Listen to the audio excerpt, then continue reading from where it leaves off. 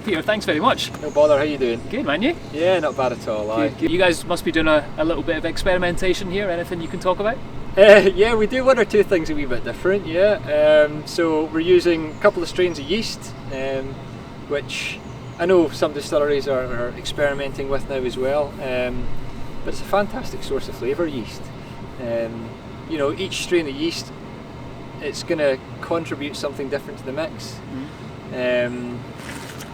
In terms of the kind of sugary liquid that we're feeding that yeast, we make a very kind of clear colour of wort.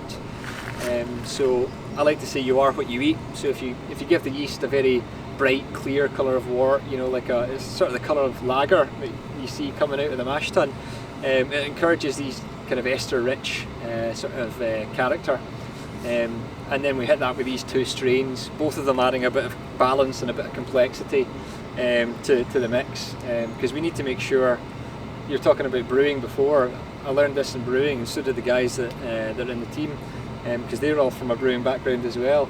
You need to make sure that all the flavours in the wash, because the stills are not going to take anything more out of it. You need to make sure you got the flavour in there in the first place. Yeah. And you guys do quite a long fermentation time to get those fruity notes coming through, right? Yeah. Concentrate on long fermentation times, so 3 to 5 days. Wow. Quite a long time.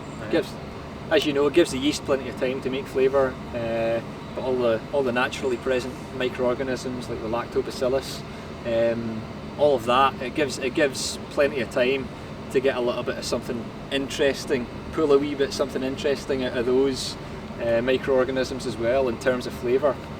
Because I mean that's what's important at the end of the day. Is everything we're doing is trying to input as much flavour as possible into the dram. And then for the geeky guys out there, you talked about 2 strains of yeast. What are those 2 strains that you guys are using? I'd have to kill you. Okay, fair enough. No, it's we're quite open about what we do. It's Anchor, which is the old one really that's been used for decades, but it gives a great rounded kind of flavour profile. It's efficient in what it does, so you get a lot of alcohol out of the fermentation. The other one we use though is La Safra, and it is much more of the fruit bomb. So it's really the wild card here, and it's the one that gives you all these top fruity notes in the spirit. If you were to use just that one, it almost wouldn't be whiskey anymore. It'd be too intensely fruity. So using the balance of the 2 yeast strains together, 50-50 in the fermentation, gives us something with a bit of complexity, a bit of a rounded character, you know, before you even get to maturation. Yeah. To talking about putting that spirit in casks. Yeah, fantastic. I think one of the questions that I always love asking someone like you is, and this is probably the hardest thing, is like picking your favourite child, right? What is your Kingsbarns? What's your go-to dram? My go-to, probably the same as you. I just love Dream to Dram. Yeah. I think it's such an easy-going, summery dram, but there's aspects to it. You know, you can come back to it. Take your time with the dram. Come back to it. Add a wee bit of water, and it changes over time. But it's just light, fruity, elegant, sweet. So that's kind of my favourite. But I love anything that we've done in bourbon casks as well. I think the distillery style with the new make goes really well with these bourbon casks. You know, getting a wee bit of tropical fruit, all the normal notes you would expect from bourbon casks: vanilla, a little bit of coconut, maybe a wee bit of caramel. But I just think it works so well. I think so many distillery characters are displayed so well in bourbon casks. I agree. It's something that's not really appreciated. I mean that's my jam. You know, a light flavoured whiskey that's put in a bourbon cask. Brilliant. I don't mind a bit of smoke there as well. Speaking of which, you guys mess about with any peated barley? Not direct peated barley.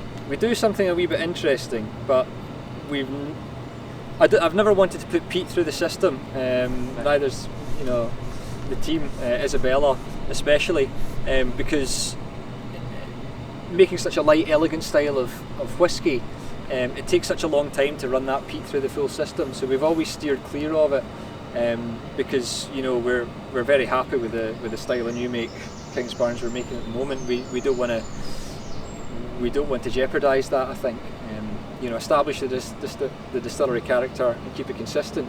All right. So final question for you: Weems family says to you, right, Peter, go nuts, do anything you want to do here, what are you going to do?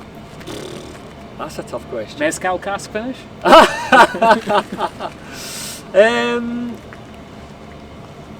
Yeah, you know, I'm not sure. Probably like to increase production a little bit, make it a worldwide malt. Other than that, continue to fill these bourbon casks. I think we've got a great wood policy. I think it's something we can stand behind, you know, with a bit of pride.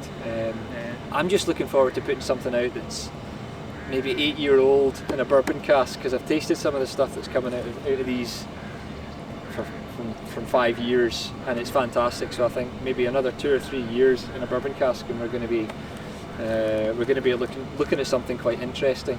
So yeah, I mean, I'm very happy with what we're doing at the moment. I think keep your head down and keep making spirit. That's what I'm thinking. Brilliant.